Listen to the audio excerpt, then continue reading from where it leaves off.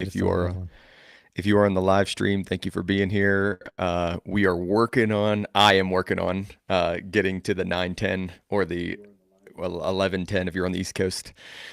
But thanks for hanging with us if you're on the live stream. Indeed. Okay, now I need to just make sure that I'm not playing it in the background. The YouTube buttons are a little bit, the buttons are weird. Like it's paused, but it has the play button. Now Yeah. it's playing. I don't know what's going on. Okay. Well, We're and it good. took We're what good. I say. It took 15 seconds last time, so Yeah. before it started to No, show. it showed up, but then like I want to make sure the sound's not coming through in the background, right? So I usually just pause the video altogether, and that was not working. It was an inverse of the buttons, like it wasn't playing, but it was showing me. Yeah, it was weird. Looks like it's caught up now. All right, I think we're good. Shall we count down? We shall. All right. Make sure this is set up right. Okay. Dual main stereo. All right. 3, 2, 1. I'm a go. All right. Me too. Let's hit it. All right, Mike. You did a thing that I am very excited about, and I am excited to hear how the thing went. I can tell you, I'm going to tell you first. Right? I'm trying to do a little excitement here. I'm proud of you. Like whether it matters, I'm really proud of you. So now tell us what you did and tell us how it went. All right. Yeah. So I read a fiction book, and Yay! I read a fiction book in one day. Wow, look at you. Look at you going, man. Yeah. So here's the thing. Over Christmas break, we celebrated the Icelandic tradition of Jólabókaflót, which is the Christmas book flood. Okay. Which is basically when on I forget it's officially like Christmas Eve or Christmas Day. I forget which one. But you read books and you sip hot beverages. So Okay.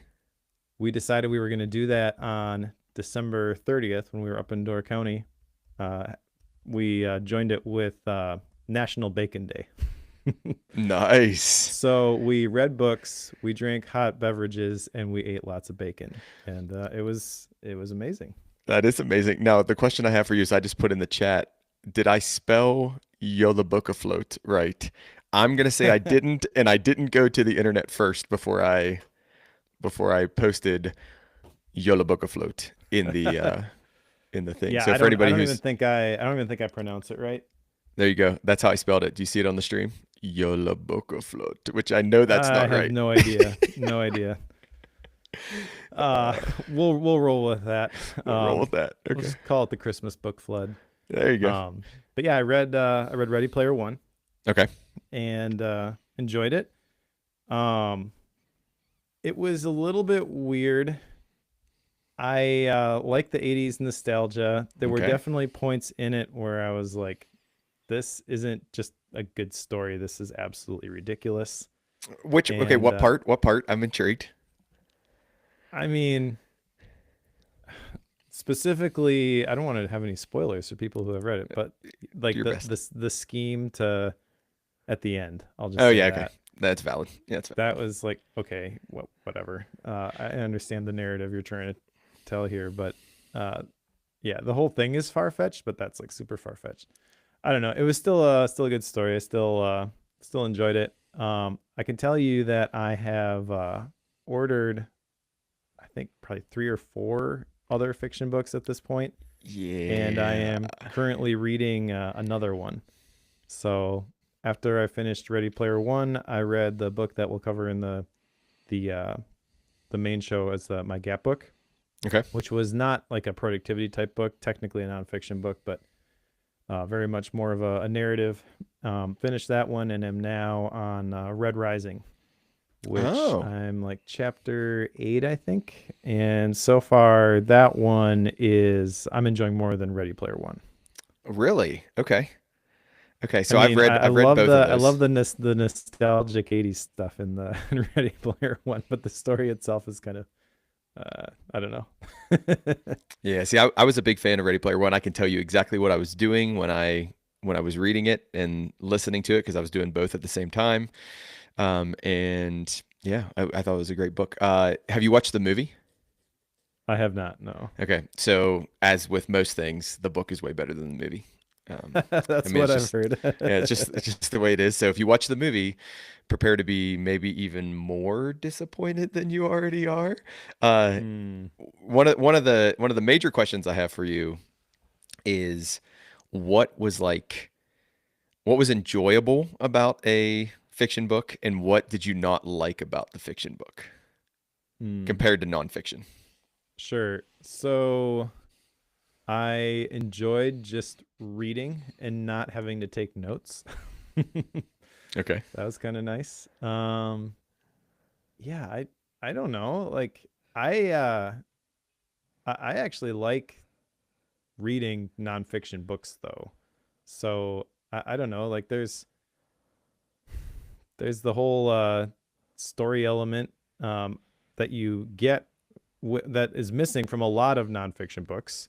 But Hmm. well, I'll just tell you, my Gap book was Ghost Town Living by Brent Underwood, Okay. and there is a lot of that's not, here's everything I learned from buying a ghost town. He tells a lot of stories in that, and those are things that actually happened, and so I like those better. Yeah, I yeah. think I Yeah. think real life is interesting, and so I don't need somebody to spin a fantastical yarn. But I don't know, like I liked it. I Yeah. guess the stuff maybe that I'll probably I can see myself leaning this way, like the science fiction stuff, the stuff that isn't really possible. That's kind of interesting. Mm. But also maybe that's a detriment because my brain tries to connect all the dots and figure out how that stuff is actually possible. So it hasn't come to the point where it's like stopped me in the middle of reading the book. There were a couple times it was close in Ready Player One, Yeah. um, but I could see that happening in the future. So yeah, I don't know. Um, I liked it though. I like that the chapters are typically shorter, and Yep. I think probably the way this sticks for me is I will continue to read not just right before I go to bed, but I think that's kind of the thing I can commit to is at least a chapter before I go to bed every night because that only takes 15 minutes, whereas a chapter in a nonfiction book could take an hour. Yeah. Yeah, I think one of the things I love about fiction books is like you said about not taking notes or not thinking, "Oh, I have to get something major out of this." Right? Like I can just go in and be like, "Okay, I'm just going to be entertained through this story and I'm going to agree with parts of the story, I'm going to disagree with parts of the story, but it's like I'm really just being entertained right now." And I like that aspect because when I read a nonfiction book, it doesn't matter whether it's for bookworm or for my schoolwork or something I just want to learn. I feel like I have this weight on top of me of like, oh, I need to know these things, right? And I understand you and I've talked about this many, many times. If you get one thing out of the book, it's a win.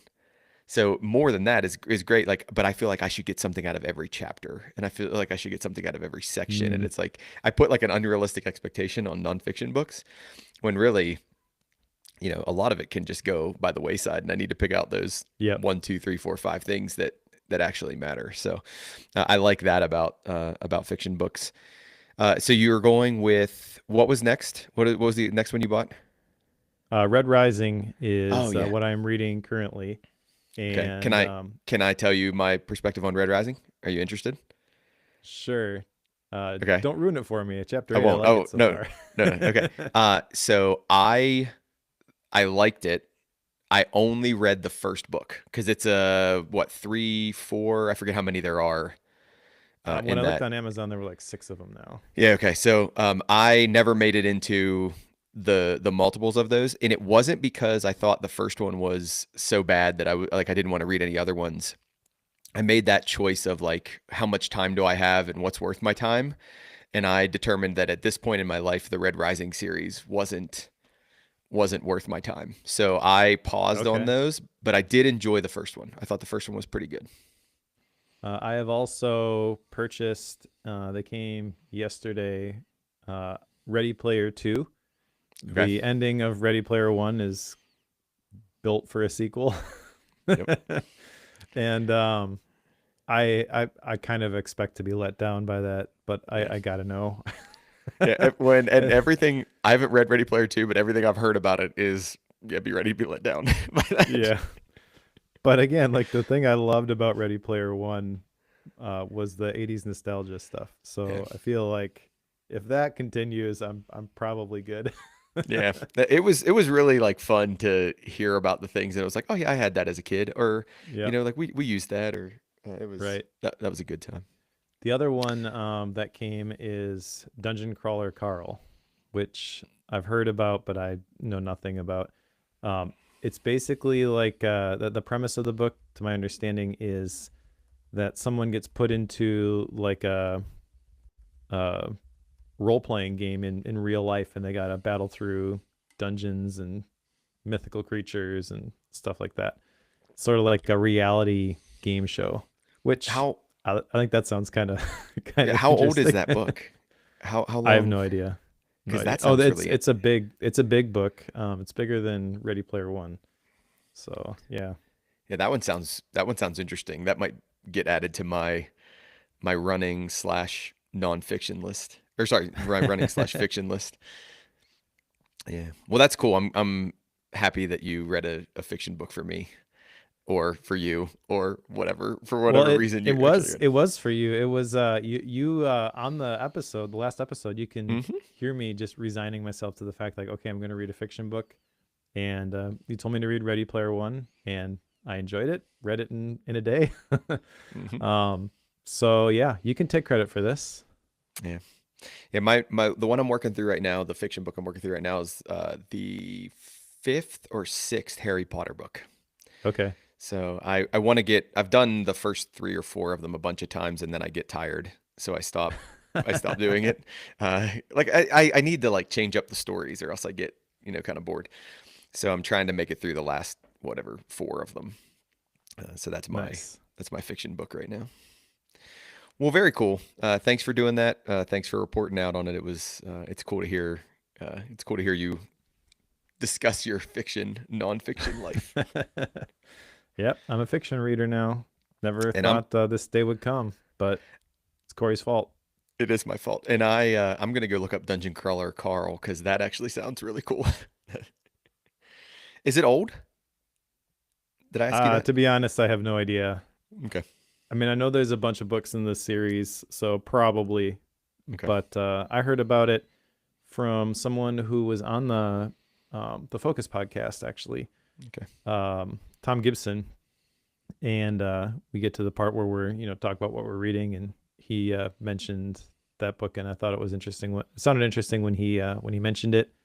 So kind of like logged that in the back of my mind, and then I was looking for what to read next. I remembered that one, Nice. so yeah. The problem with picking fiction books is that there are so many to choose from. So many. And I don't trust anybody's rating on a fiction book. I have learned that, yes. Yeah, like it's really, really hard. I would trust you because I know more about you and like my brother I would trust and those kind of things.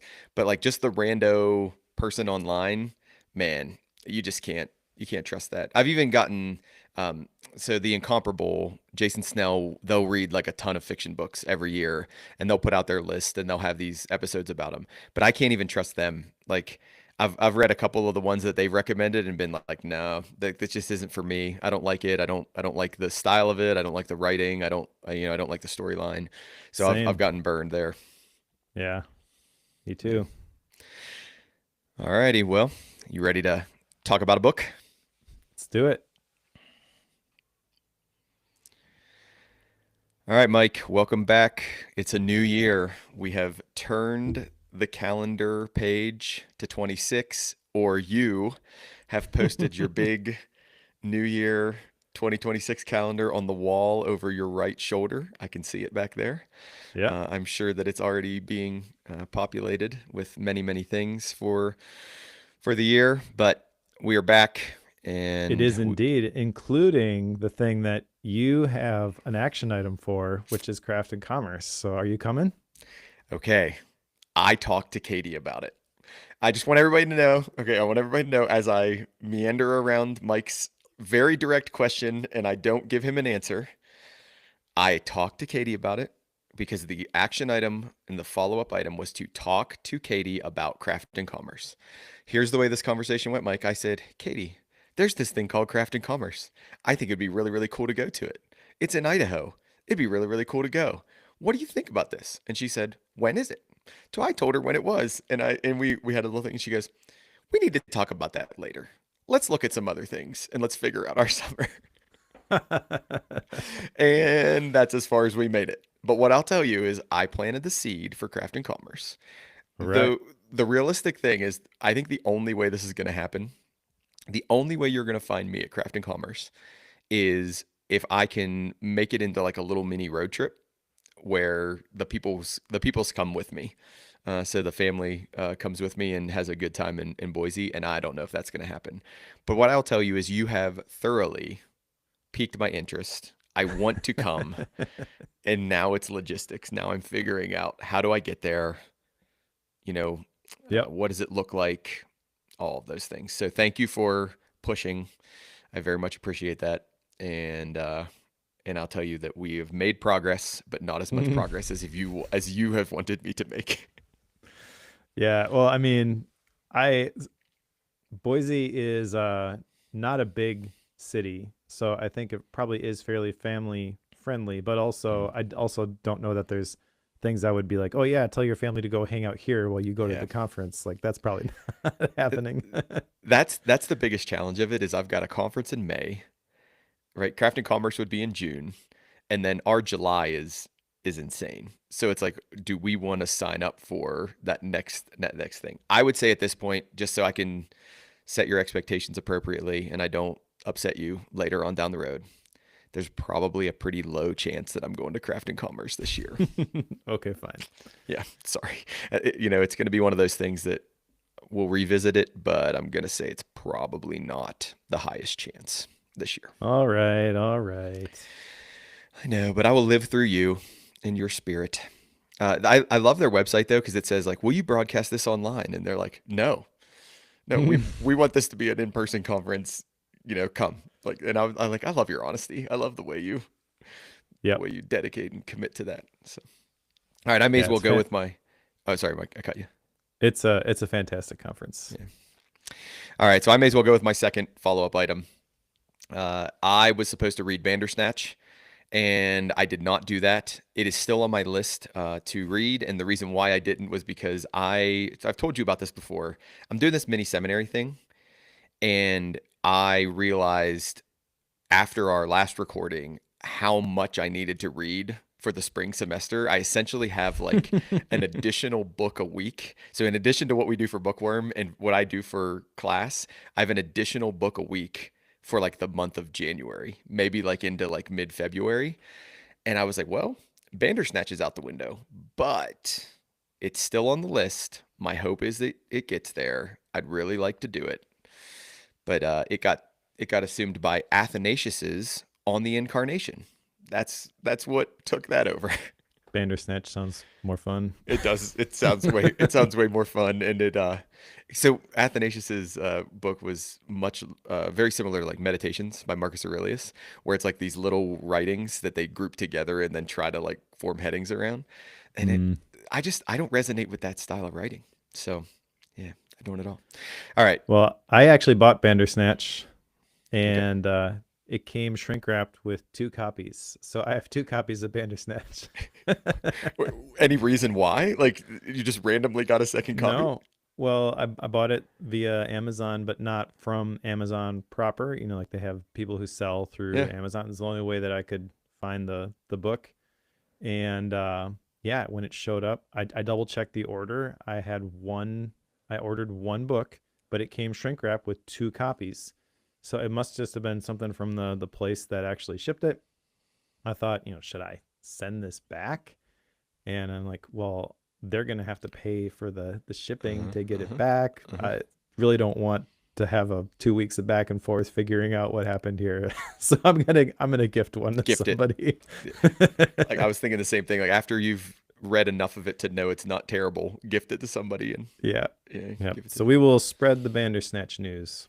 Awesome. Fantastic. All right, Mike, you had one follow-up item I and you did. already, yep, I crushed it. I yep. read a fiction book, everybody.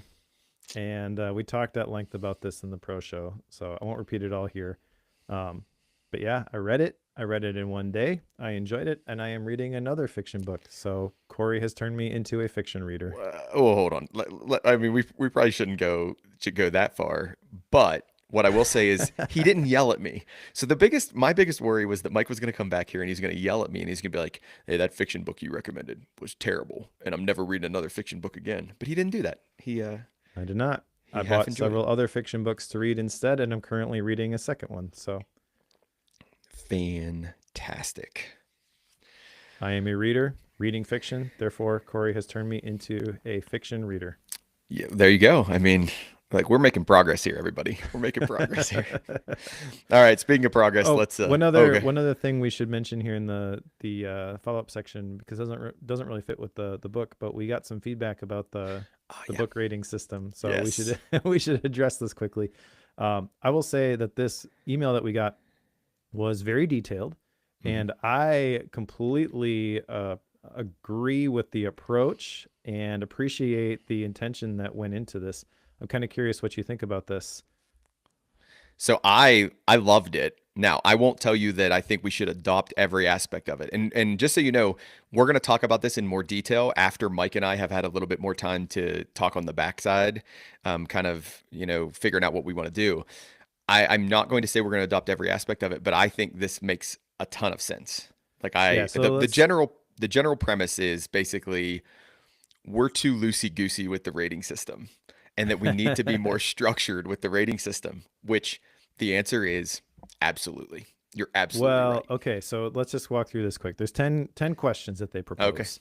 we're doing it. Engaging writing, structural clarity, core concept strength, usefulness to an average reader, actionability, memorability, thought provoking quality, evidence and credibility, recommendability, and X factor.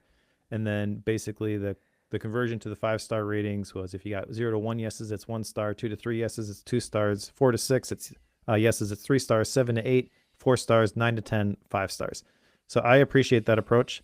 I do not want to do this. Mm-mm. I understand that I'm picking random star values willy nilly out of the digital ether, and I'm okay with that. I like that. I like the fact that I can say everything about this book should be for me, and I didn't like it. You could argue that I should be a little bit more strong in my opinions if I'm going to take that approach, because I think it's been a while since I rated anything below a 3-star. Okay. Um, I just I have trouble saying somebody's work that they put their blood, sweat, and tears into is is bad. Eh? Yeah. So I don't know how you want to approach your star ratings, but I think this is interesting to think about, and it maybe will subconsciously move the needle a little bit for me, but I reserve the right to not justify my star ratings The, based the on completely how I feel. the big question that you and I need to talk about behind the scenes is can you and I do different ratings like styles, different rating mechanisms? And Sure. are we okay with doing that? And then how do we communicate that to the audience? And that's the biggest one. Uh Well, I think you can use whatever justification you want for how you get to your oh yeah. 5-star rating, but let's just keep it 1 to 5 stars. Yeah. That's our commonality is 1 to 5 stars and then Yep. Yep. however we get there. Okay. I like that. I like that. All right, there's more to come on this. We're not done talking about ratings, but what I want to say is I believe it was Mark sent the email, Yep. if I'm remembering correctly. Uh, thank you very much because this sparked us to think about the rating system, and I thought that was fun. Like I enjoy thinking about that. And it's also good We to could hear from people. also we could go the other way. We could go Siskel and Ebert, and we could just thumbs up, thumbs down. Yeah, boop boop. Right. So I would have to have a middle thumb though. Like I would have to have the See, the. that's the thing. I That's the have to. thing. Yep. I can't go up or down. We I have would to. make it approximately one episode before Corey would be like, I need something in the middle. It's I true. need a half thumb. It's true. I do need a half thumb. I do need a half thumb. All right, we're going to go ahead and talk about a book. We're going to talk about Hacking the Human Mind. And it's a behavioral science book applied to marketing and advertising. It was written by Richard Shotton and Michael Aaron Flicker.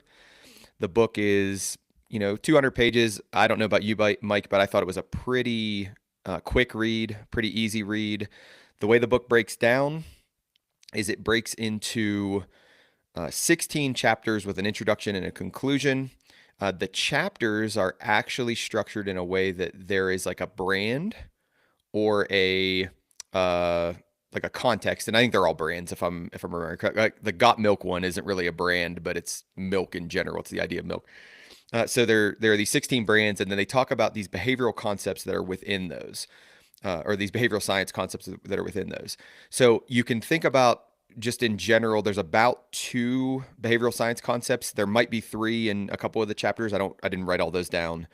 So you're looking at like 30 something, between 30 and 40 behavioral science principles that are also highlighted throughout this work. This is a different style than I was anticipating. Like I had looked at the table of contents, but I really wasn't anticipating it to be. It's almost like a behavioral science concept book wrapped in a different package, which I wasn't really ready for that. I didn't expect that to be this way. I can't tell you that I didn't like it. It's just a matter of I wasn't really ready for that. But just kind of Oh, as I think about, let's just call this what this is. This is a marketing book. yeah, okay. That's valid. Yeah, that's valid. It's written, I mean, the primary audience is marketers, right? It's like, hey, if you haven't thought about this Yeah. concept, use this concept. If you haven't thought about this concept, use this concept. Or here's what we can learn from, Apple or Haagen-Dazs or whatever it is. Uh, so as we think about this book, know that going in that like if you don't care about behavioral science, if you don't care about marketing and applying behavioral science to marketing, you probably shouldn't pick this book up. It's probably not for you. But I don't know about you. This was a quick read for me. Like I mean I Hmm. just kind of burned through this one. I didn't read it in a day like you did with your fiction book, but this was a really quick read for me, and I enjoyed it overall. So what any initial thoughts on it? It is a quick read. I worked with a digital marketing agency, so I am the target market for for this book. But it is definitely a marketing book. It's behavioral science, but also how successful brands have applied that behavioral science to get your potential customer to do what you want to do. Hmm. And that I know people are going to have issues with. It doesn't have to be a sleazy used car salesman type of thing, but just know that going in here that is a thing in this book, and I totally get why people have a negative reaction to that approach. It's almost like this isn't what they're doing, but without any sort of caveat, it sort of sets the stage for manipulating the human decision making process. I mean, the title doesn't do it any favors. Hacking the human mind. Hacking the So we're human mind. trying to hack the people who might buy our products and get them to give us their money. That they don't explicitly say that, but that's sort of the vibe. And I think it's a little bit unfair, kind of like the 48 Laws of Power by Robert Greene. I get the same sort of vibe from that, but also like that's not what he's saying either. He's not Yeah. teaching you how to become a dictator, Yeah. but you can interpret it that way if you want. Well, see, and what I like about books like this is I look at these effects or these phenomenon that they're utilizing, and I say, how have they used that against me? And like it helps me to understand, oh, I fell for that.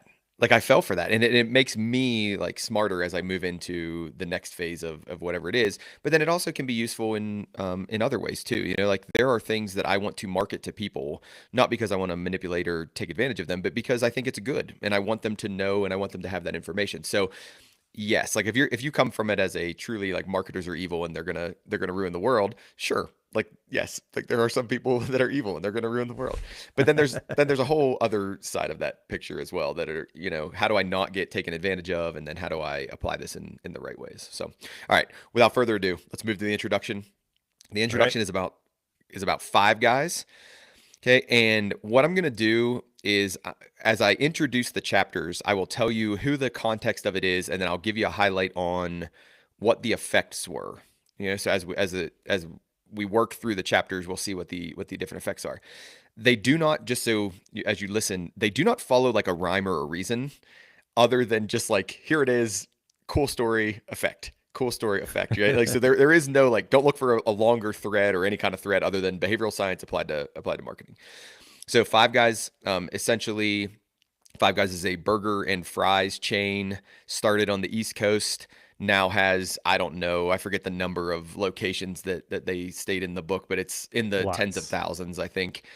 If you've ever gone to Five Guys, like I can't walk out of Five Guys and not spend 75 or $80 for, my wife and I and four kids. It's crazy expensive, but they give you free peanuts. So there you go. There's Five Guys in a nutshell: burgers and fries. The concepts that are talked about here are goal dilution effect. The B Yeah. So primarily goal dilution effect is the one in the first one, and the goal Yep. dilution effect is focusing on one and only one product, right, and trying to like really narrow down on that one thing that you care about. So in the Five Guys example, it's how did we make the best burger and fries out there? Like, how do we be known for the best burger and fries out there? And we don't want to do all the other stuff that everybody else is doing. So they use that as a way to introduce the concept of the book. And then they also go into in this chapter, the second concept that I was searching for when I was introducing the chapter was they also talk about a little bit about behavioral science, combines ideas from psychology, sociology, economics, neuroscience. Basically, it's scientific research, and this is what we're going to do. And then they introduce the book to us. So this introduction chapter not only hits Five Guys, it hits goal dilution effect, but it kind of tells us what they're going to do in the book. Yeah, and I think that's about everything that you need to say Yeah. about any of these chapters. Yep. So yeah, we can probably, as we go through these, just here's the brand, here's the effect, and then maybe we talk about the effects. But the goal dilution effect, yeah, I think this is pretty simple. It's really people tend to believe a product or service is less effective when it claims to achieve many things. So Five Guys is successful because they do one thing, burgers and fries, and I think that's the big takeaway there. Now, again, like all of this is through the lens of marketing. So I think the implicit action item here is when you are telling your story, your brand message, you got to keep it simple, and no checklists, like no specifics on how to do that. Just, hey, here's a case study, essentially a mini case study. There was a cool quote from this section that I jotted down though by Daniel Kahneman. He says, "Thinking is to humans what swimming is to cats. They can do it, but they prefer not to." That's hilarious. Yeah, that's hilarious. Mike, so when I was reading this book, I couldn't help but try to apply it to a bunch of different areas of my life and say, like, okay, how does goal dilution effect actually manifest in what I do or where I work or church or whatever it might be? Did you do the same thing? Like, we don't have to talk about it in detail, but like, did you do the same thing where it's like almost immediately turned its back on you or no? I did not. Okay. Maybe that's because I've had experience in the marketing world, that's kind of where I left it. I think you probably could do that. However, I think depending on the context, there's limited what's the word I'm looking for? Uh Usefulness with that approach. I think there's some contexts where it just doesn't apply. Hmm. And you got to you got to have some skill with discerning what context these concepts can be applied to. I think they're not as generalizable as a lot of other stuff that we might read. Okay. All right. You ready to go to chapter one? Yep, let's do it. All right. Kraft mac and cheese. Now, I have no idea where the audience sits on any of these ideas or any of these topics, but Kraft mac and cheese is a boxed noodle that you put into a pan, heat it up real quick, and then when I was growing up, Mike and I, when you and I were growing up, the cheese was a powder that you put into there, and it had the strangest orange color ever, right? Like, I mean, it was not a normal, Yep. natural cheesy color. It was like it wasn't neon orange, but it wasn't natural orange. Let's just say that. It definitely wasn't a Hmm. natural orange color. As the years have transpired, it's gotten to be a little more yellow, I think, right? So it's gone from orange to a more yellow, like I cheesy don't know. I yellow. can't stand the stuff, Yeah. so we don't have Yes. it at our house. Yeah, we don't either. I haven't eaten it in, 20, 30 years, however long it's been. But what I can tell you is I loved a good Kraft mac and cheese when I was growing up. So the idea here is Kraft was trying to figure out a quick and easy kind of meal for busy people. And I believe they even went as far as to say busy moms, right? As they were trying to figure out this quick and easy meal for busy moms. So what they talk about here is the phenomenon of expectation assimilation, and how we expect or we get what we expect to get, right? So we kind of bring these ideas together and we say, oh, I'm looking at a boxed macaroni and cheese. The bar isn't super high on that, right? Like we're not thinking about like, grandma's Italian noodles. We're thinking about, like, okay, this is coming out of a box. So therefore, I don't want to say we lower our expectations, but we like align them with what we are. And I mean, I do this all the time, right? Like, okay, I look at that thing and I'm like, well, it's not the most, expensive thing that's ever existed in the world, but I'm also not trying to buy the most expensive thing. I'm trying to buy the thing that'll get it done for now. Like Harbor Freight. I don't know if you ever shopped at Harbor Freight, but like I don't expect those to be the highest quality tools in the world, but they'll get the job done at least for a little while. So that's one. The other one is I'm gonna have trouble saying this. Pareidolia. Yeah. Pareidolia. Okay. And basically, pareidolia is the idea of like you buy a new car and then you see that car everywhere where you never saw the car before, but then you buy it and you're Mm, like, oh, there's a I think Toyota that's everywhere. I think that's a slightly different effect. So this one is the bias where we see faces in unlikely places. Oh, you're right. I'm sorry. I got mixed up. I got mixed up on Yeah, the which is pareidolia. kind of the thing on the box is the You're right. macaroni makes the smiley face, and so oh, hey, look, it's friendly. Yeah, yeah. Forgive me. Forgive me. I completely botched that one. So those are the two concepts in the Kraft mac and cheese section, and it's all wrapped in a pretty story about Kraft mac and cheese. So I don't know, Mike. What do you have to say about those two ideas? Well, the first one, the expectation assimilation, the way that this gets applied in this chapter is Kraft mac and cheese has been around for a while, but moms in particular view this as like an easy thing that I can make. It's sort of like comfort food, and so they experience guilt by giving their kids Kraft mac and cheese because cheese is a powder and not good ingredients, obviously, but I don't have time to cook, so I'm just going to do this. And they talk about the world's biggest blind taste test, where what they did to shift expectations around the quality of the ingredients in Kraft mac and cheese is they just replaced them, and people continued to eat it. They had healthier ingredients in them, but kind of trade off there is healthy ingredients obviously means that it doesn't taste as good. So they changed the ingredients. Nobody noticed. They didn't tell anybody for several months, and then they said, "Hey, by the way, we have healthier ingredients, and you didn't even notice. You've been eating them for several months." Which is not the way I would do it, but whatever. They mentioned that if you have to reveal information that could create negative taste perceptions, do it after customers have had a chance to sample the product. So it's pretty clever, I think. Yeah.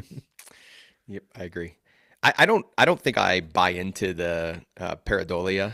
Like I just don't see faces, in places, and I don't know if like I see how they use it in advertising. Yeah. I mean, I'm looking down here at my Mac, and the Finder icon has a smiley face in it, right? Well, that doesn't necessarily draw me to the Finder icon. The headlights of a passing car, I don't think they look like a so like this one didn't get me as much as other things. So Yeah, that's fair. I think it probably certain people are more. I was gonna say susceptible, but maybe I don't know. Like they experience that and are maybe more affected by that than others. Because I'm the same way where I don't really care, but I also know people who are like, hey, look, it's a face. yeah, yeah, exactly. Okay, ready to go to pumpkin spice lattes? Let's do it. All right, so chapter 2 is Starbucks pumpkin spice lattes. So pumpkin spice lattes have a history to where they're only offered, I think it's like September through October or something like that. I forget what the actual dates were on when they're offered, but they're only offered at a certain time of the year. September to November. And Starbucks makes a big deal about this, right? Like it's pumpkin spice season, and if you go into the store, I mean, it's just all over the place. So the principles that they say Starbucks are relying on here are scarcity, the fact that pumpkin spice lattes are not going to be around forever. You need to get it while it's here, right? And you don't want to miss out essentially. Now this ties to other principles later on in the book, which is the idea of false scarcity, but we'll get there. That's way at the end of the book. Okay, there's another one that is like habituation. right? So habituation is basically like as we form the habit, we think it's less interesting or less cool, or we think the thing is less, novel. So therefore, when they pause us from drinking Starbucks pumpkin spice lattes, we then want it more when it comes back in the fall or whatever. Okay, then the last one is nostalgia. And nostalgia is basically like it brings us back to this memory that induces some positive feeling. And these are the concepts that they outline around pumpkin spice lattes. I can tell you that I don't mind a pumpkin spice latte, but by no means do I like, come September or November, am I like, oh yes, pumpkin spice amazingness. I can't wait. Now, before I go too hard on poo poo and Starbucks pumpkin spice lattes, Trader Joe's has a pumpkin pancake, and it uses the exact same principles. Like 100% the exact same principles, Mike. It's only around in the fall. Yep. It runs out. They sell out of it really fast, and they get me on that every time. The Yeah. pumpkin So pancakes. it's way beyond. Everybody has stolen Starbucks marketing strategy with the Yeah, pumpkin spice stuff. Yeah, there's pumpkin spice everything, and it's always the same time. And I think another effect here is the nostalgia principle. So that pumpkin flavor is kind of connected in people's minds to holiday get-togethers, which I I don't like pumpkin, me either. so not a big deal to me. But I that makes sense to me. I will tell you that I hate pumpkin spice latte season with a fiery passion. I Uh, we were at a soccer game this fall and was talking to somebody about fancy coffee, and one of the parents overheard me talking about it and is like, "Oh, we go to Stevens Point all the time. Should I stop by the Ruby Cafe? Ruby's the roaster where we did the tour, and I was mhm. on the web page at one point. So we've talked about it before, and I was like, well, I don't know. It's like really fancy coffee. It's kind of expensive. I'm like, well, I like good coffee. And I'm like, well, let me put it this way. If you get excited about pumpkin spice lattes, Ruby's not for you. It's not for you. They were kind of offended by that, That's exactly but the thing I thought of you though. I was like, listen, Mike likes fancy, like well roasted coffee. He does not yeah, want pumpkin spice, right? He does not want a bunch of flavoring and chemicals in his coffee. So no. yeah. Interesting marketing principle though. And one of the things I like about this book is the stories that they tell. Like they craft these narratives about the brand, and they always share some details that I didn't really know. So they talk about the Starbucks being a combination of a Moby Dick character and an 1800s town, Mm, which is kind of cool to see how Starbucks actually got its name and how that influences the maritime style logo and all that kind of stuff. So those little details from the different case studies I really liked. yeah.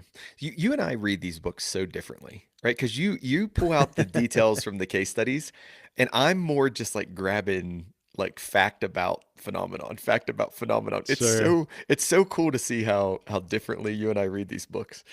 And I'm sure the listeners can tell, right? Like, oh, Mike adds a lot of nuance, and Corey's really just right. Like, okay. All right, let's roll to chapter three. Chapter three is Snickers, and Snickers. Again, just in case we have any international people in the audience that may not know, or people who aren't familiar with candy bars, because I don't know why you're not familiar with candy bars, but you might not be. It's a chocolate candy bar with like a nougat inside, caramel, and then peanuts.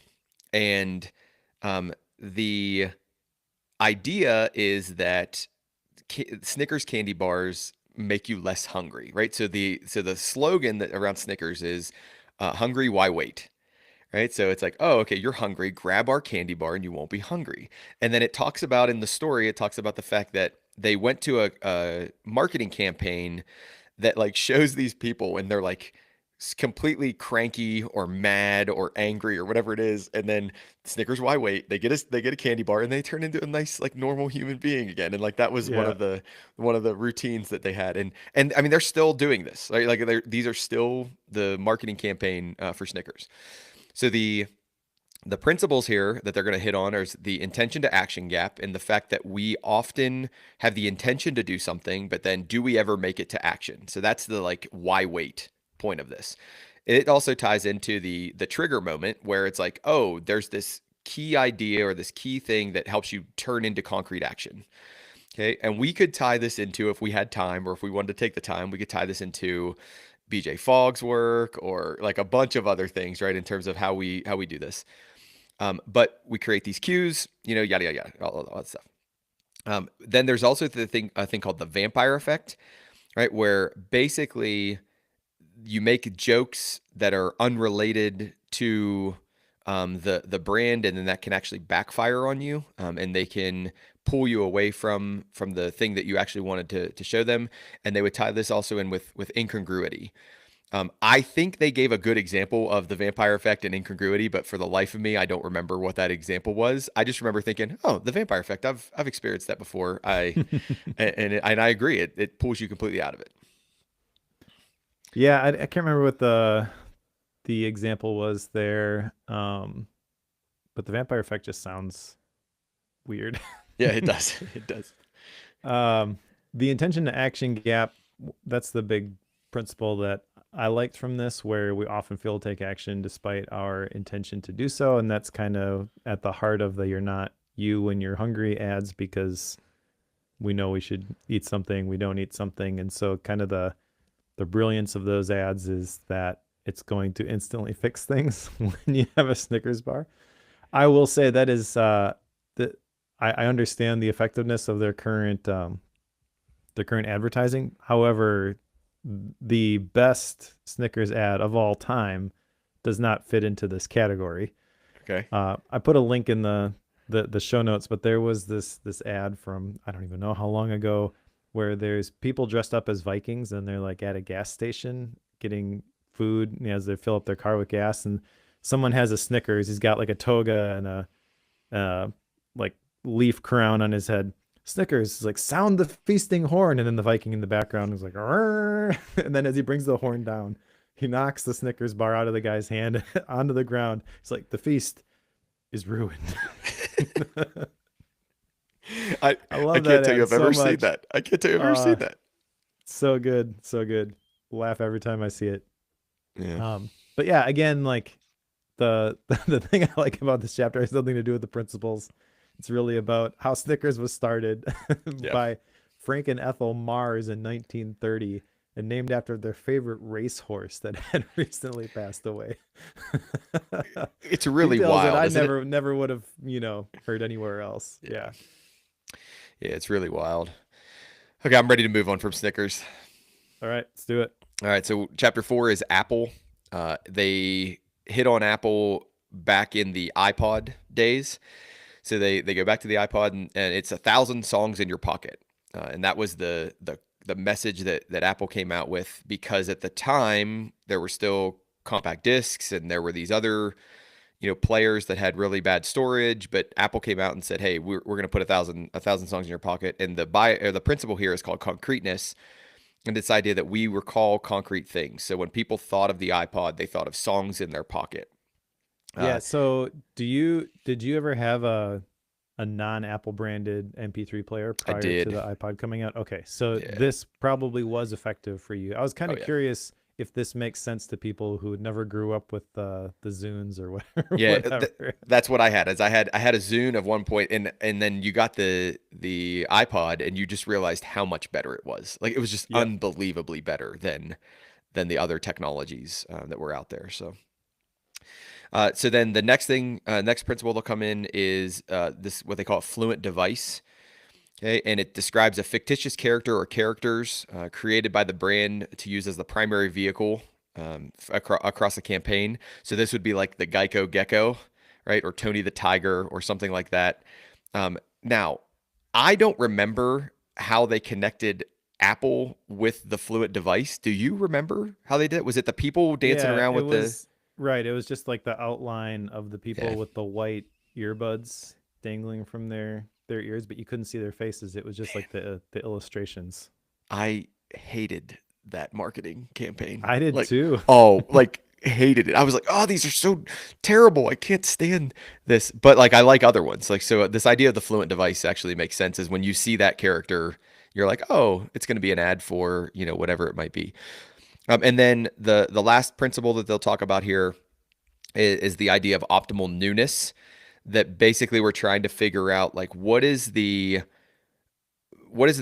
closest thing What that is people, the Maya, the most advanced yet acceptable? yeah, the thing people understand, the thing that they can use, the thing that they're fluent with, but it pushes them to the next edge. That pushes them to the next edge. And I think this is how we tie into modern day Apple is essentially, the iPhone, the most popular, Apple product that they have, it doesn't dramatically change every year when they do this, but they try to push certain things forward. So like the biggest, I think the biggest one I can think of right now would be Touch ID to Face ID. It's still the phone. It's just a new way to get into the phone. That's a new feature. And I think this principle, the most advanced yet acceptable, is really really key because like if they change too much, everybody loses their mind. Everybody's like, "What? My phone is completely different and you ruined me." And whether it's Google or Apple or whoever's, making the big change. So these were the core principles that I pulled out of the Apple chapter. Well, the thing about the most advanced yet acceptable, I feel like the application of this is when you have some breakthrough technology and you have to connect it back to something that people are already familiar with.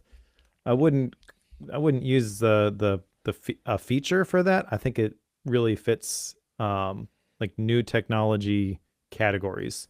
So the example they share in the book is Thomas Edison inventing the light bulb, where it had about the same brightness as a gas lamp, which is what people were familiar with.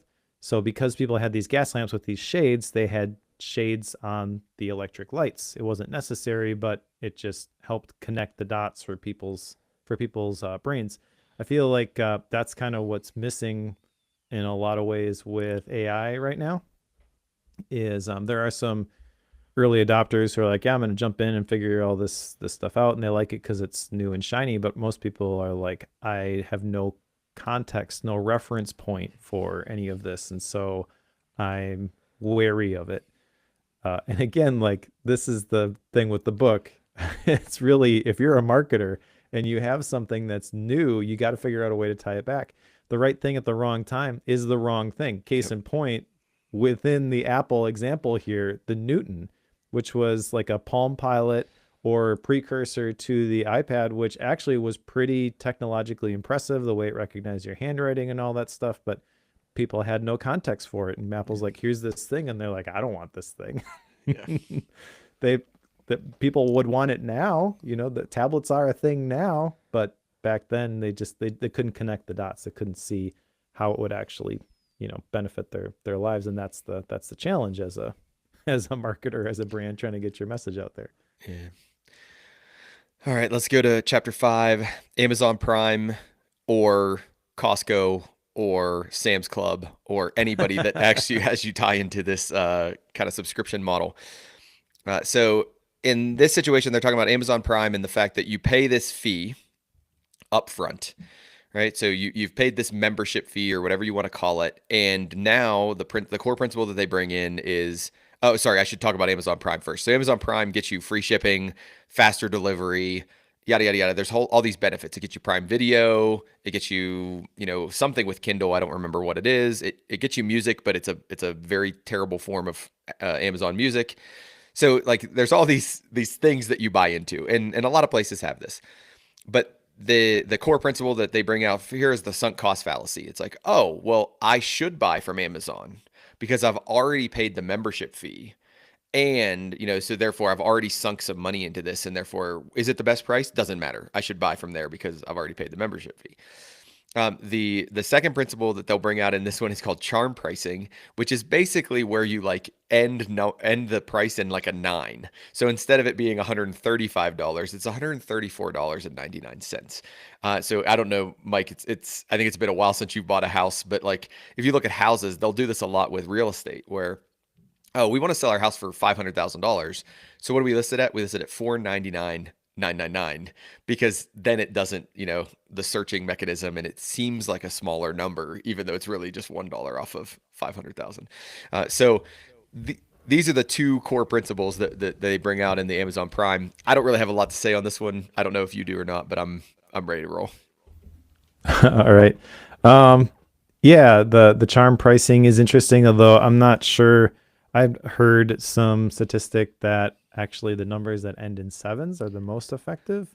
I Mm. have no idea what what the difference is, but I think there probably is something to that. And I definitely am that Amazon user who's like, well, let's see if we can get it there first. Uh-huh. Most of the books I buy are from Amazon for that specific reason, because the difference is a lot of times for books. You know, I hear someone recommend a book, and if I don't buy it immediately, I forget about it and I don't buy it.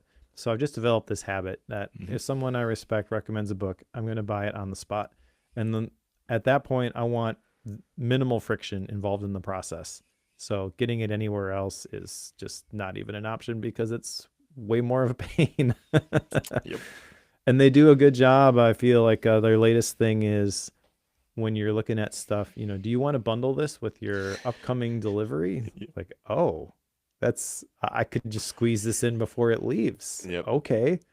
You know, they're masters of this. Uh, The fact that they've trained me to only like to never expect anything to take longer than 2 days, like that's the problem. Is like waiting for anything now is like a challenge for me. It's like, oh, it should only take 2 days because Amazon only takes roughly 2 days for pretty much everything.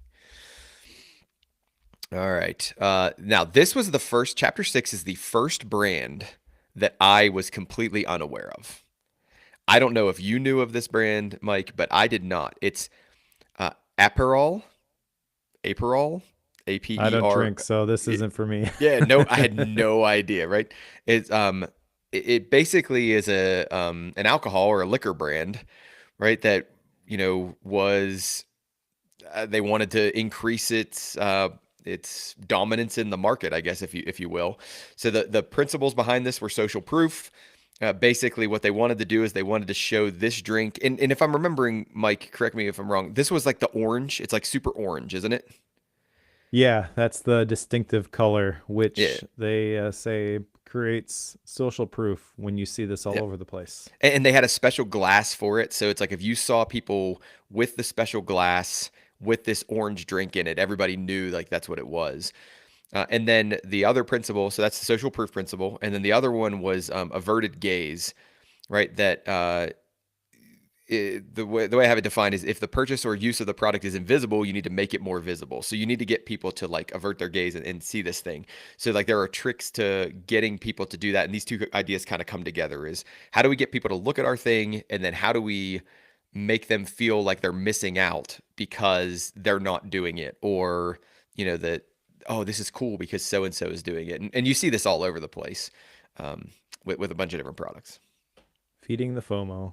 Yep. Yep, feeding the FOMO.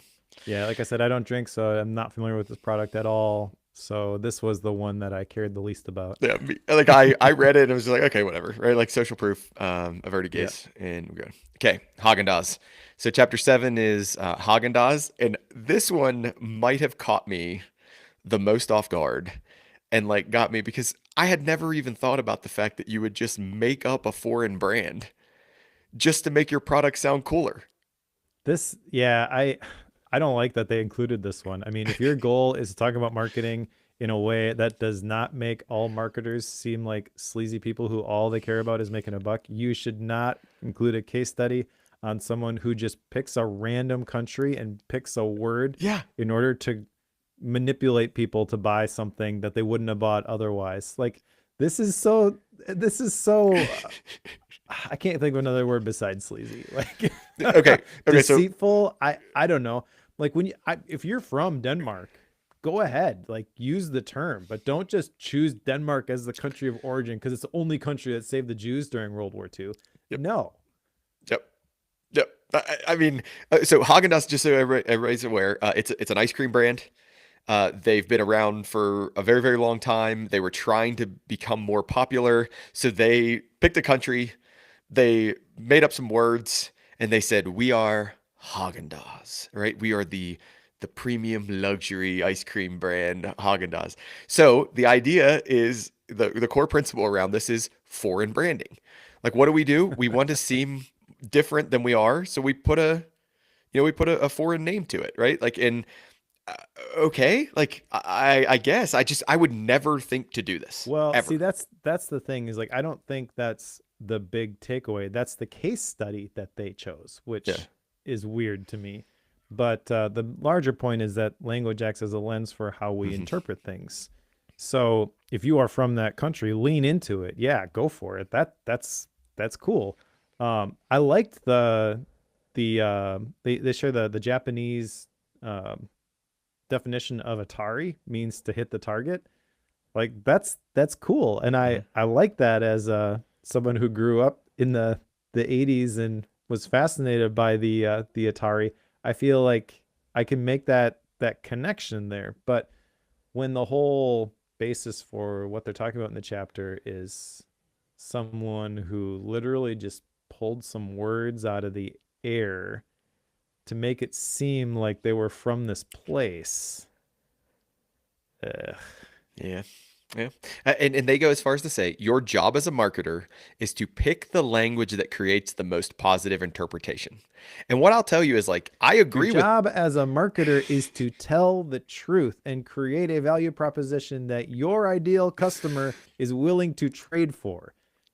It yep. is not to get somebody to be convinced to be a customer and give you money so they can buy your overpriced ice cream. I will never They, eat Haagen-Dazs again. they went too far because like you just pick the language. It's like, oh, well, what language do we want to? Oh, let's use this language, right? Like that seems like a cool, like good language. Anyhow, so we're gonna get off our soapbox here. We're gonna move on to onto the next one. But I that was a very interesting chapter to me. I was kind of taken aback when that happened. Okay, the next chapter, chapter 8, is gonna be Red Bull. So Red Bull is an energy drink. The story behind Red Bull was they were trying to come into the market with a I'm trying to remember, was it like a soda competitor or a So in coffee competitor? 1982, Dietrich Mateschitz, I don't know how to say his name, had what is called a Krating Dang, a non-carbonated blend of Oh caffeine, yeah, sugar, yeah. taurine, and B vitamins that was a favorite among Thai workers. And he's like, this is amazing. So they rebranded it to Red Bull in order to appeal to a global audience. Yep. And I think that makes sense. See, and side note, complete tangent. I can't stand the name Red Bull. I've never liked it. Like I've never liked the slogan Red Bull gives you wings. I've never Yeah. like so you got this energy drink and sure, it's very popular, especially in sporting, extreme sports, those kind of things. I mean, it's become very, very popular. They advertise all over the place. They sponsor really crazy things like people jumping out of, space balloons and, skydiving off mountains or whatever. They also do a thing, Mike. I really hope you know this. Are you familiar with Flutagen? The Red Bull No. Flutagen? Okay. Mm-mm. So they will create man-powered machines that they launch off a platform, and they have to glide as far as they can before they crash into the water. Okay. And that's the whole event. Like it's just people running their man-powered machines or like pedaling them or whatever it is, and then trying to glide as far as they can off of that. They also do soapbox races. So like I mean I love some of the stuff Red Bull does. It's fantastic. But okay, the principles behind Red Bull. Price relativity. So what they were competing is people had an expectation for energy in cans, and how do they come in at a higher price point? So what they did was they changed the shape of the can, right? So the fact that we didn't have that relative, oh, a soda which looks like this sort of a can, however tall it is and however round it is, we want to do a skinnier, taller can, and then because we did that, we can adjust the price and we can change people's conception of what that would be. And then Yeah. the next one was cost signaling, right? That we we offer this or we give you this for a higher price, which means it's better. And it's this idea of the more expensive, the better. So these were the two principles that they highlighted here in the Red Bull chapter, which I think are legitimate principles, and I can see how I've fallen for that sometimes, or how companies have tried to use that at different times. Yeah, I actually like the marketing and the advertising for Red Bull. Red Bull just isn't my thing. I've had a Red Bull exactly once, and that was when I needed to pull an all-nighter in college and get a paper done. Yeah, And I don't like energy drinks, so me either. this is not for me. But I think what they do with it is pretty brilliant, and I don't think it's deception like Haagen Dazs. So whatever. Yep. Yep. Okay, so we go from energy drinks to beer. So the next one is Guinness, and Guinness is a it's a European beer. For the life of me, I think it's Irish, if I'm remembering correct. And basically, the two principles around this are the pratfall effect, and basically, if we admit a flaw, that people will find it more appealing. So if we come out and we admit that there's this thing, that is wrong, then people will kind of come to us and say like, "Oh, we understand. You admitted that thing," which they then tie into another principle called the stolen thunder technique, and they tie this into lawyers, and in a trial where it's if you admit the thing that you would expect people to know, you're stealing the thunder of them finding out like, oh, haha, we got you. It's like, no, you admitted it, and then you move forward, and there's this positive perception of that evidence that should have gotten you, but it didn't. Like you knew it and you admitted to it first. I can't remember how Guinness did this at all. Like I did not write down the details of like why Guinness was the connection here. So hopefully you did. Well, the potential downside, they say, of a Guinness is that it takes almost 2 minutes to pour, but they Ah, leaned into it with good things come to those who wait got slogan. it. I think that's a stretch to apply it to this principle, to be Yeah, honest. yeah, Waiting 2 minutes for your beer is not a big deal. yeah. Yep. Uh, Maybe it is to some people, but I feel like this is the wrong case study to use to communicate this Pratt fall effect. I don't have another one off the top of my head though that's better. That's the thing. Um, Well, and it yeah, and I it was guess it was so unremarkable. I didn't even remember it like at all. You know. yeah. Trying to think. So I think I probably have something like this on my Life HQ page, by the way, because people ask about whether Life HQ they can use it on a mobile device, and the technical answer is yes, but in the Yes. FAQ I basically say no, you shouldn't, Yeah, you shouldn't. because all of the workflows are built for the desktop. Um, Now people don't read websites Yeah. anyway, Yeah. but I think something like that is a better example. I wish I had another like popular example that I could use here. Maybe I'm off my rocker. Like again, I don't drink, but does waiting 2 minutes for a drink, like is that a big deal to some people? Are you picking a beer based on how quickly you can get it out of the tap when you actually get the bartender's attention? Like I don't think so. I don't know. I don't know. I mean, obviously there's something there, or else they wouldn't have put it in. But I You're can't. not you're not going to get a beer like this from a tap in a convenience store. It's not like Italy with the cappuccinos where Uh, you just down one and you're on your way. yep. Yep. Like Agreed. Okay, you ready to move to 10? Chapter 10? Yep. All right. So, for those of you following along, there's 16 of these, so we're getting through it. Liquid Death. Okay. I said I didn't like Red Bull.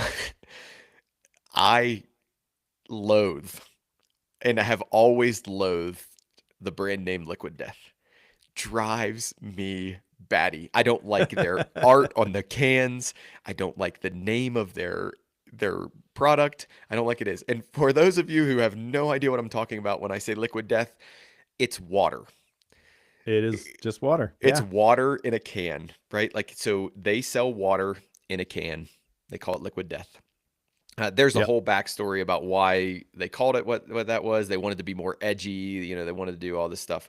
Well, let me And let me tell that because I think that's okay, fascinating. okay, So go ahead. Mike Cesario was at the 2009 Warp Tour, and he found that all the bands that were playing, their punk rock bands, were drinking water from monster cans because no one wants to be the sissy who's drinking water, even though they knew they needed water, not monster, in order to Yep, do what they needed to do. yep, So that got him thinking, like, well, what if we made water acceptable for this group to drink? And he mentions punk rock branding is different than every other brand out there. That's kind of inherent in the nature. I'm not punk rocker, so correct me if I'm wrong here, but you want to be different. You want to stand out. And so that's where the name Liquid Death comes from. Now I agree, just seeing it in the grocery store or the convenience store. I'm like, that is stupid. However, having heard the story behind it, I'm like, that's genius. You go, guy. I think it's cool. I'm not going to drink it. I'm not the target market, but all of the stuff that he talks about, where like the von Riestorff effect, which is the Uh-huh. fact that we recall what's distinctive, the cans look like beer cans. The red sneaker effect, where when nonconformity signals status. I mean, that is, the punk rock thing that he's talking about. Um, I mean, if your whole thing is nonconformity and you want to pick a commodity like water, I think that's incredible.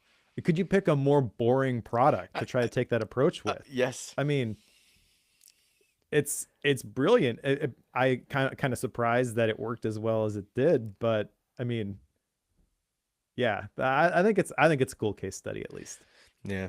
So the last one in this chapter is called the mere exposure effect, and it's basically this idea of you create like a profile, of what would liquid death do. That's the quote, and we have a preference for things by becoming familiar with them. So there's this idea of as the more we're exposed to something, the more we think about like, oh, how that thing would do something, the more attached we are to it. Okay, let's go to Dyson. Dyson is a premium, premium high end vacuum cleaner. And then they've also gone into fans. So just normal, like blow wind around or blow air around Yep. fans. Okay. They talked about the relentless engineering and how much detail they went into designing this thing and all of that stuff. So the 15 years and 5,127 prototypes. yeah. So this gets into the idea of the illusion of effort. Like we worked so hard to develop this vacuum cleaner, and because of that, we can charge you with so much more money, and it's so much more of an effective thing. And then the other one that I thought was interesting in this one was the fact that you could see it. Like they were one of the first ones to come out with the Yep. clear catch, for all the dust and dirt. Where before it would just go into a bag, it'd go into like a paper bag in the vacuum, and the idea of you're seeing the dirt being pulled up out of the carpet, and you're watching it swirl around in that vacuum cleaner, which I think these are really interesting principles. I worry about this because it's an illusion of effort, right? So Yep. yes, like I can put in 15,000 prototypes and have a product flop, and all I did was work really really hard for nothing. So like be careful of that. The other one, the last principle that they tie into here is monadic testing, and it's basically like we're just going to continue to test this, and we're going to split people into groups and test, and split people into groups and test. And I think that companies are doing this all over the place now, that they're switching us, they're flipping us, they're putting us into these groups, and they're showing us things in different orders, and they're especially online. Like I think this is more easy to do online, but these are the principles around Dyson: is this engineering, the effort, and then the testing, the constant testing. Yeah, so the illusion of effort, I think that's the one that's worth discussing because that exists in business too. um there's a quote, I can't recall who actually said it, but it was something like they came and the consultant shows up, turns a screw, sends the invoice for $10,000, and the company's irate. He's like, "We paid you $10,000 to turn a screw." He's like, "No, you paid me $1 to turn the screw. You paid me the rest for knowing which screw to Yeah. turn." Yeah, it was another one is Picasso drawing the sketch on the napkin and charging the people a bunch of money for it. Yeah. He also, or they actually talk about AI in this chapter as well, which I think that's interesting. And there's a couple different parallels here. It's not 100% clean application, but using AI can make things fall short of that illusion of effort in people's minds. Um, I think it can be interpreted the other way too, though. Like using AI and whatever I get back from it is insanely valuable because AI did it. So the illusion of effort, I think the big takeaway from that is the value that you get from something really should not be connected to how much effort went into it. You need to be able to understand the value of something purely for what it is and what Mhm. problem it solves.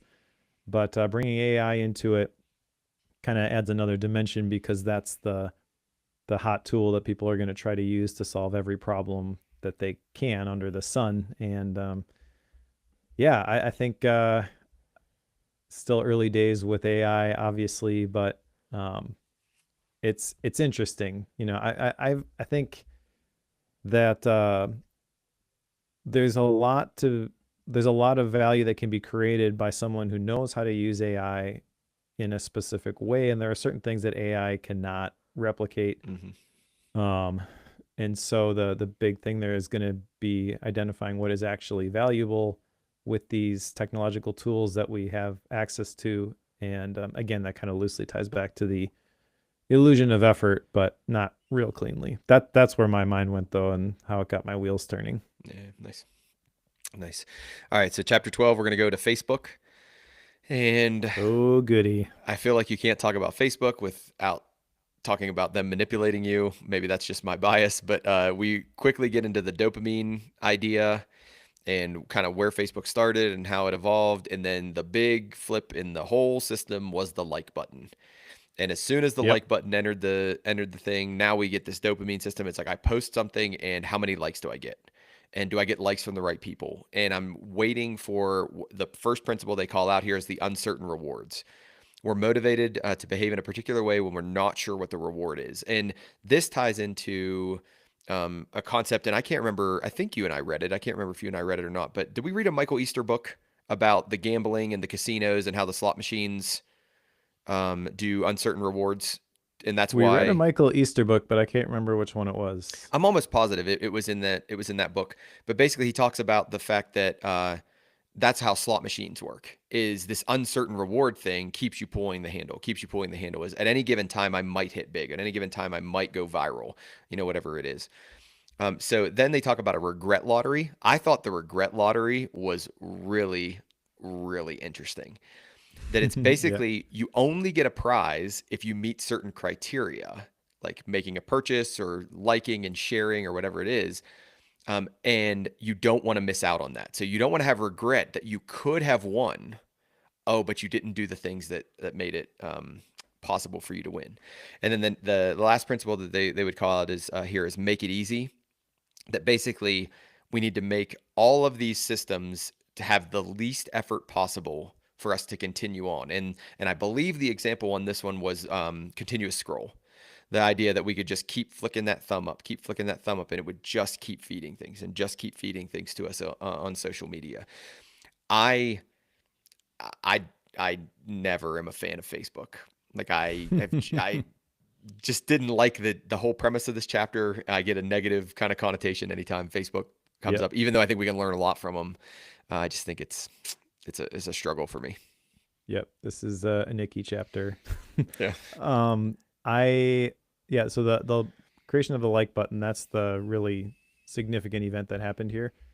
I would encourage everyone, if you have not watched it yet, to watch The Social Dilemma. I think it's free at this point. And it's a whole bunch of people who were involved with the creation of these social media networks, basically now saying what we did was terrible and we would never have done it if we knew we were letting the cat out of the bag. Mm-hmm. Not that, I'm on social media. I build my creator business on social media. So it's not that the stuff is evil and you shouldn't touch it with a 10-foot pole, but you should go into it with your eyes open and recognize that the system is working against you. And yeah, the fact that they're working so hard to engineer that system is kind of creepy. Yep. Yes, it is. Yes, it is. 13. Aperol was the one I was completely unfamiliar with. Klarna was probably the next one that I had a little less familiar with, but it's a payment processor. So Klarna takes payments, and then I know they'll do like interest-free plans or pay over time type plans. I don't really remember much of the context of Klarna beyond that, other than it had to deal with pricing and taking funds and payment processing for a few folks. Yeah, I mean that's basically it. That we tend to value things stronger when the payoff is right now instead Mm-hmm. of in the future. So they let you defer payments and split them up, making customers less price sensitive. Again, like just give me your money. Yep. I mean, I've probably used Klarna at some point in the past. So it's not. I don't have anything against them specifically, but I kind of wish that this didn't need to exist. Yep. The two principles that they offer here are the present bias. We tend to give stronger weight to payoffs in the here and now rather than equivalent or higher payoffs in the future, and then temporal reframing, or they call it the pennies a day effect. Your customers have a strong tendency to place undue importance on the headline number, neglecting Yep. that they might. All right, and I see this all the time when I teach students about mortgages. That they look at that number, and they then when you throw in interest rates on top of that, they are just shocked. They're like, "Oh my gosh, I would end up paying $150,000 more." And I'm like, "Yes, like that is they're trying to get that number down, and they're going to drive that interest rate up, and and that's just the nature of the game." But I thought these two principles were very real, and we see these all over the place. I think that's one of the things I see throughout all of these is it's so easy to see how these are enacted in our Yep. world and how we've been exposed to them. 100%. Okay, 14. Chapter 14 is Got Milk. So basically, the Milk Producers Association, right, teamed up and said, we need people to drink more milk. So what are we going to do? We're going to make a campaign, and this is the Got Milk campaign. And Yep. all I can think about the whole time I see the headline Got Milk is I can think about the commercials, and people had the gigantic milk mustache. The Yep. gigantic milk, like celebrities had the gigantic milk mustache. Random people had the gigantic milk mustache. So this is what they would call the messenger effect. This is the idea that the messenger matters, and we've read about this in other places where appeal to authority type of a thing, where it's like we're going to try to go get those people, and regardless of whether they care about milk at all, the fact that they are popular and they are saying that they like milk, yeah, like okay, we're gonna go with that. Yep. So that's like influencer endorsement kind of stuff, and this still happens all over the place. The next one is the loss aversion idea, and the fact that we are motivated because we don't want to lose out on something. So we're motivated because and I can't remember the context of this one. Do you remember the context of how they tied loss Yeah, aversion it's to milk? milk is almost always a companion to something else, like a bowl of Ah, cereal, dipping your cookies in milk, whatever. And so you don't want to pour your bowl of cereal and then remember that you don't have any milk in the uh, fridge. So you better get some now. I'm Hence, just got milk. hey, that's spot on. I mean, like let's just be real about this. If I'm gonna eat some cookies, I should have that milk beside me. If I'm gonna pull a bowl of cereal, there's no way I'm putting water on the cereal. Come on. Yeah. So this one is fascinating to me because of the way that they got to this campaign. Because they mentioned that the origins of this campaign, 70% of people already drank milk, and 88% of the time when they drank it at home. So that led to the discovery that it was almost always a companion to something else.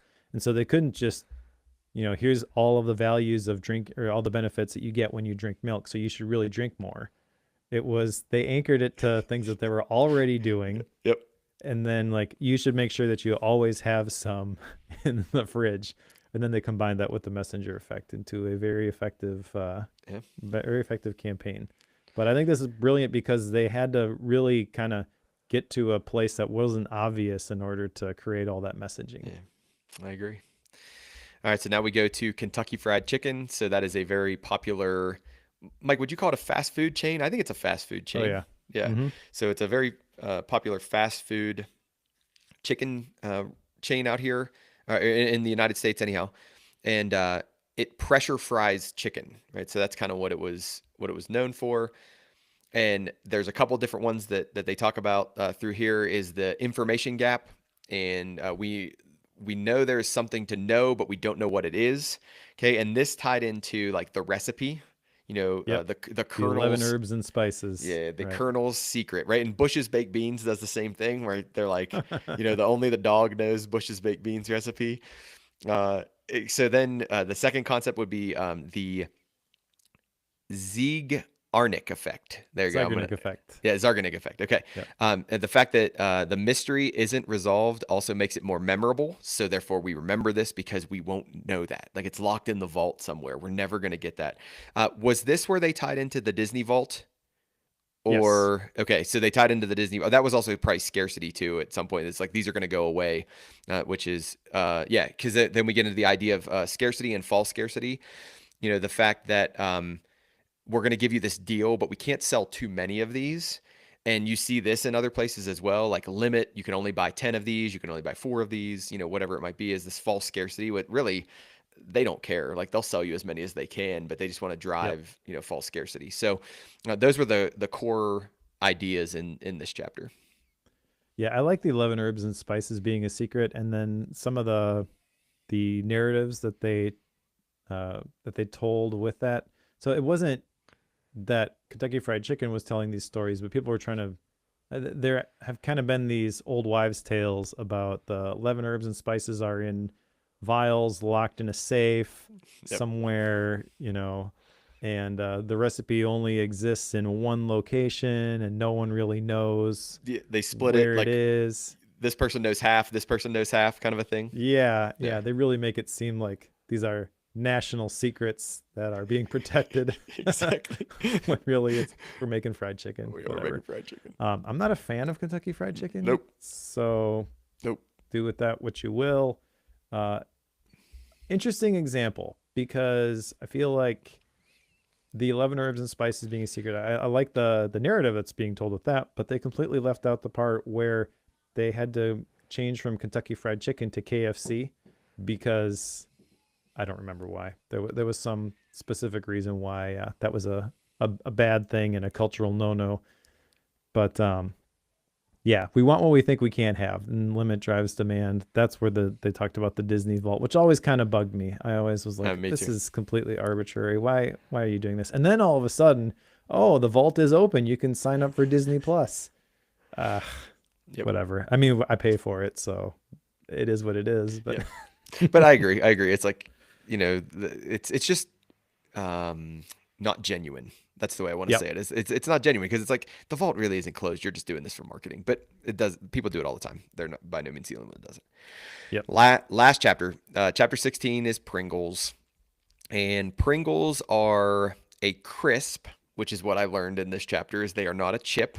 They are a crisp because a chip has to be made with X% of potato, and Pringles have a lower percent of potato and other things, right? Which they use to then mold into. I forget what the shape is, but I remember like having studied Yeah, the shape in they math classes. they have large amounts of carbohydrates in Yes. addition to that slice of potato. Yep.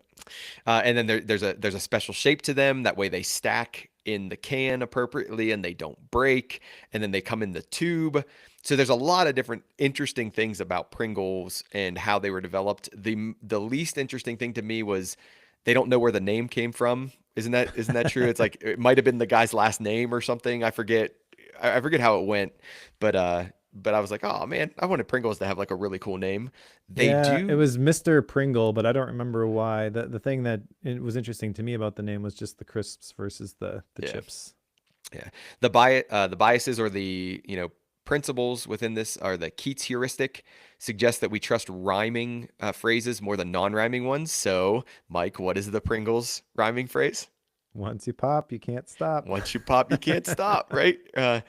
So once you pop, you can't stop. And it's like the funny thing is, I knew it as soon as we talked about Pringles. It had run through my Yeah. head. I was like, once you pop, you can't stop. And the idea is the popping of the top of the can. And then the next one was synesthesia, that when a sensory pathway is stimulated, that generates a response in another one. And I think this is a really cool idea that I've experienced a bunch of different times. You get that smell and it brings back nostalgia, or you hear that sound and it triggers something else for you. And I think I remember this being like the crunch of the chip. And that Yep. like triggered you to like want to eat more of them, or whatever it was. Is you got this unique crunch that's different than potato chips. So uh, that's pretty much all I have for the Pringles section. Again, I think they're okay. I was getting fatigued at this point. I was like, how many of these are we gonna do? Right? Because we're into chapter 16. So I don't know if you have anything else you want to add. No, the loud crunch of the chips being that's associated with freshness in customers' minds, but There you go. otherwise you There you basically hit it all. go. Okay. All right. So then we round out the book with the conclusion. The Semmelweis effect is basically this idea that new ideas tend to be ignored until they can like rise to the highest level, and they give the incredibly disheartening example of mothers dying in labor wards because the doctors would come from the autopsy, from doing an autopsy, and then they would deliver the babies, and the babies would get bacterial infections. And Semmelweis was like, "Hey, we should change the way we're doing it. We should have the doctors wash their hands." And people were like, "No, we're not going to do that. Like that's crazy town. You young crazy doctor." And Yeah. like so, I think that's an interesting principle. And then they kind of get into these reasons why behavioral science matters, or why they work, and why they're so persuasive: impartiality, intellectual credibility, and then in plain view. So impartiality, I don't believe this. Like, I actually don't buy this. I think this is kind of messed up. But they're run by researchers interested in seeking truth. Yeah, but they're also run by researchers interested in doing other things as well, and they're run by companies interested in doing other things. So I don't think it's as noble as it's made out to be. Intellectual Yep. credibility studies are conducted by researchers at some of the most prestigious universities. I agree with that. I think that's interesting. And then in plain view, there are no black boxes to the experiments. I can buy that as well. So they kind of just give you a general roundabout about social behavioral science. Yeah, but I think the last one, the in plain view, there isn't a lot of times a set what's the scientific term? Hypothesis, maybe? Like they don't necessarily, they're not exactly forthcoming in what they're hoping to prove by the experiments. So a lot of times you're left with historical events that, yes, happened in plain view, but then you have people spinning their own narratives out of Yeah. those Yep. those events, and the facts don't necessarily equal truth. Yes. What's another way to say it?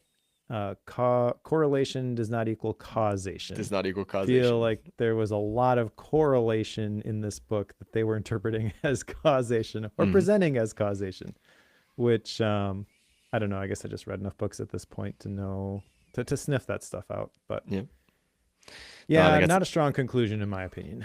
I agree. I think that's a good insight. The correlation causation thing. I didn't think about that. That's a good takeaway. All right, so we're ready to move to action items. You'll notice that neither Mike nor I have said the words action item until right now. I will start because it's my book. I have zero action items out of this book. Done. Like, I don't feel bad about it. I'm okay with it. There are no action items coming out of this book. Maybe I'll read Bandersnatch, right? Because uh, there's just nothing. No action items. Mike, did you get any out of this? No, I have zero desire to hack somebody's human mind. Yeah. So Yeah. Do you nope. do you see yourself using any of these principles, with practical PKM or any of that?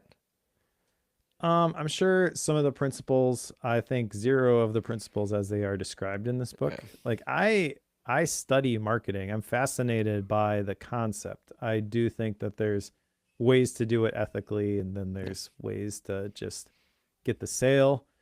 Um and I've read books and encountered ideas that fall into both of those different descriptions. Mm. One of the best ethical approaches to this, I think, is actually one that we covered for Bookworm, and it was Simple Marketing for For Smart smart People people. by Billy Broaz.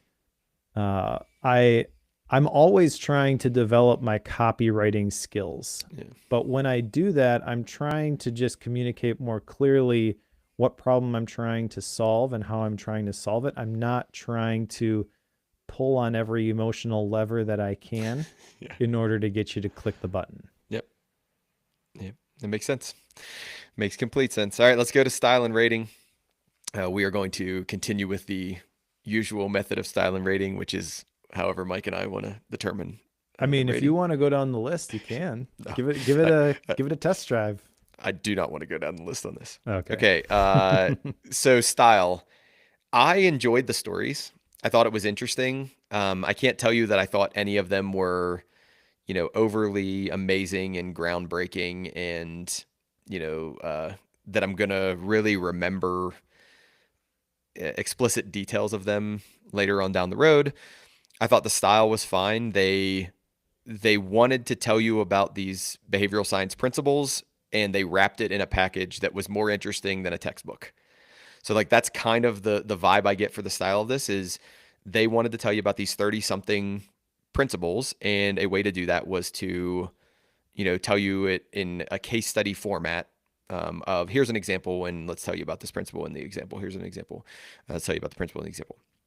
So I'll get to my rating right now, because really there's nothing much more from a style standpoint that I have to say. Oh, it was a quick read, easy read. I didn't have any struggles with the language that was used, or they weren't too academic and too heady. They weren't too informal. It was pretty rich, right down the middle. And because of that, my rating for this book is going to be a 3. It's right down the middle. It's pretty good. I know we're 1 to 5, so 3 is in the middle. I want to go 2.5, but that's too low. So this is just a 3. I mean, it's a flat 3 for me. Not bad. If you want to learn about behavioral science in the context of marketing, pick up the book. If you don't care about that and what we talked about does not sound interesting to you, let this one go. Let it fly right by and pick a different book. Okay, so I'm actually going to do both approaches here. I'll use the Oh, checklist first. okay. Okay. Engaging writing. Was the book written clearly and in a captivating or entertaining way that made you want to keep reading? Yes. Structural clarity. So that's 1 yes. Did the book have a clear structure, sections, chapters, progression that made an argument or journey easy to follow? I feel like that's a yes. Core concept strength. Did the book present a case for an ideas that had solid, coherent, and not obviously contradicted by basic logic or evidence? I would say yes. Usefulness to an average reader. Would the core ideas be practical or beneficial for a typical reader in everyday life? Yes. That's 4. Actionability. Did you come away with at least one concrete action you're going to implement? No. Memorability. Can you clearly remember and summarize the key ideas without looking at your notes a week later? I would say yes. There's some things that I've already mentioned from this book just in casual conversation. Thought-provoking quality. Did the book challenge your assumptions and or make you reflect, even if you disagreed with parts of it? Yes.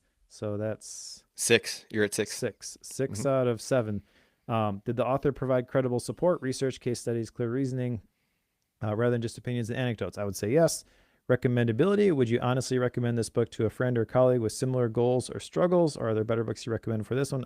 That one I'd say no. I agree. Next factor. Was there something unique about the reading experience or ideas, or just a feel you had about the book that is worth noting? I don't know how to answer that one. I'm just going to say yes, because I think it is unique. So that puts me at 8, which is right between 4 and 5 stars. This is not a 4-star book. In fact, I think, as we mentioned earlier, I think the argument could be made that I should probably be a little bit more opinionated in my ratings, right? Okay. So I think I'm going to with this one. I think Past Mike would have met you at 3 stars. Okay. I think this is a 2-star book. Okay. And the reason being that the way that these principles are packaged, I feel like there's a very implicit message here for marketers who want to manipulate people's behaviors. The title doesn't, maybe that's not true, but the title, Hacking the Human Mind. My mind does not need to be hacked. My potential customers' minds do not need to be hacked. Yep. They just need to be aware of my product, and if it is the right thing for them, then let's do business. I think if they had titled the book something different, you'd have rated it a 3. Probably. I know. Probably. I have issue with that title 100%. So yeah, I'm going to rate it 2 stars. And that's not to say that these 10 questions, by the way, are bad. But I think it highlights something for me, which is there's an intangible quality to a rating that I can't put my finger on sometimes. But I know, because I've read hundreds of books, oh, this is a 4-star book for me, this is a 5-star book for me, a 3-star book for me. I will continue to try to get better at communicating my justifications for those ratings. And there probably are some specific, guidelines we should use when we're sharing our ratings. And so all that to say, I appreciate the email here, Mark. And I think I still need to marinate on this and figure something out. And I don't know that there's going to be a real clear, mathematical formula to the rating. Sometimes, just using action items as an example, sometimes I know this is going to be a life-changing, perspective-changing book, and there are 0 action items from it. Sometimes the crappy books I find a couple of action items from. So yeah, I really don't know, but I can tell you that this book I did not really care for.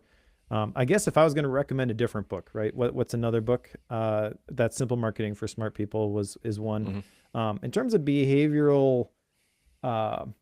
behavioral, what is it? Behavioral science. And what's the term you used earlier? Shoot, you used it a bunch of times. um, Mm-mm. I'm not familiar. I, I I think that so another Mark has been trying to get me to reread the new or read the new version of Influence by Robert Cialdini. Okay. I remember reading the original version a while back. I feel like that would probably be a better book than this one if you are interested in these concepts. Again, maybe the same arguments I made about, well, it's a manipulation handbook, yada yada yada. Not that this is, but that's how it can come across. And a title like "Hacking the Human Mind" does it Yep. absolutely zero favors. Yeah. So yeah, this just wasn't my cup of tea. I did like the stories, the case studies of the companies were interesting. Kind of anecdote from just about every single story that they told. Um, I have to tell you though, like now that we've worked through this, I kind of want to go back and see if those are true. Yeah. No, I can um, see that. I my gut feel for this, you know, just because I've been experimenting a lot with AI in the last year. I feel like the way some of this stuff reads is give me a case study on Mm. whatever, you know, to support this point. Yeah, And that's interesting. I don't want to believe that's the approach that they took, but I do know that is out there. Yeah, Okay, for sure. so whether or not they took that approach, I think is sort of irrelevant. Your job as a creator of quality information is to stand out from the AI Yep. slop. And the fact that I have a question about some of this stuff is not great. Yeah. Yeah, that never crossed my mind. So that's interesting. That's an interesting thing to think about. All right, Mike, let's put hacking the human mind on the shelf. What's next? Next is Intentional by my friend Chris Bailey. And I have read this book. It is now available to the general public. Um, I won't share any more about it Hmm. until we actually talk about it. But as I will reiterate, you know, I am friends with Chris. I will review this book as impartially as I can. And in no way, Corey, do I expect you to, just because I liked it. Oh, no way. Okay. Yeah, no, no way, no way. I mean, I'm gonna give you my true and honest rating on that. If I don't like it, I'm gonna tell you that. So, All right. Cool. I think it yeah, is going to be a fun conversation, though. awesome. After that, we will read The Overthinker's Guide to Making Decisions, and this will be by Joseph Nguyen. Okay, so Right. that's the next book after that. Mike, do you have any gap books between now and next time? Well, I have got books both from last time and for this time, I guess. In the pro show, we talked about me reading fiction. So I'm actually reading a fiction book currently after the one that I finished that you told me about last time. So I'm reading Red Rising by Pierce Brown. I also finished prior to this Ghost Town Living by Brent Underwood, which was not a fiction book, but sort of read like a fiction book. So Brent Underwood is the guy who bought the Cerro Gordo ghost town Hmm. outside of LA. And there are, I think, 15, 16 chapters here, which are basically just stories that happened to him with the people that he met in that area while he was restoring this ghost town. It's awesome. And it's a fascinating book. Yeah, it's awesome. I can't remember what I heard of that story of him buying that ghost town. It might have been from you or a podcast or something like that, but it's a really cool. Like I would love to read that book. That book sounds really interesting. Yes, I recommend it.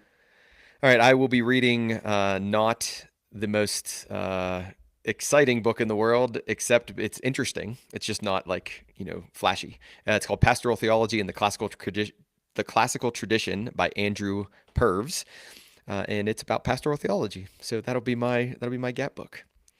Uh, Alrighty.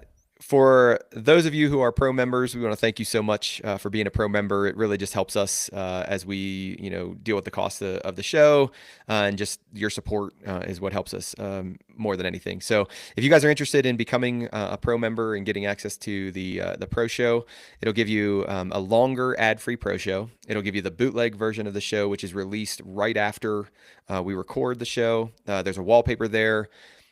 Mike's posted his reading masterclass for the pro members, which is awesome. Mike, how long is that thing? couple hours, right? I think it was just shy of 3 hours. Yeah, Yeah. yeah. So it's a an awesome benefit. It's $7 a month to become a pro member, and again, it just helps us with the cost of the show. So thanks for those who are members and those who are considering becoming members. You can go to patreon.com/bookwormfm or bookworm.fm/pro. Either way, you can go there to become a pro member. All right. If you are reading along with us, pick up Intentional by Chris Bailey, and we'll talk to you in a couple of weeks. I completely forgot we have another action item. You were going to listen to the focused episode with Marianne Wolf. Which I did. Okay, what'd you think? Should I still be recording? Is this for, or are we done? Nah, I hit stop on the Okay, me recording, too. but we Me can too. share it live. So I like it. She's very different than what I thought she would be. Like Yeah. like she's awesome. Like I mean, yeah, she's awesome, but she's very different than I thought she's so much more, I don't know, like chill and wise. I think are the two words that I could like, she just seems like so chill and I just wanted to listen to her talk, right? Like about Yep. whatever she Me was going to too. talk about. It was really cool. You guys did a really good job on that episode. Yeah. Well, it was easy No. because she was brilliant. So Yeah. I did that one right away. Like I downloaded that right after the episode and listened to it, as nice. I was driving home. So that was great. For those of you who are live, which it looks like people have dropped off, but thanks so much for being here if you're still there. All right, Mike, you got a hard out. So I do. Yeah, I we'll will. figure out the recording time. Let me know all your availability next week if you can. And I then will. yeah. I'll screenshot it and shoot it to you via text, and you can just tell me what works the best. Okay, cool. I have a session for the library I got to prep for real quick. Okay. But later this afternoon, I can probably get back to you and we can nail down a time. Sounds good, my man. All right. Thanks, All right. Corey. Yep. See ya. See ya.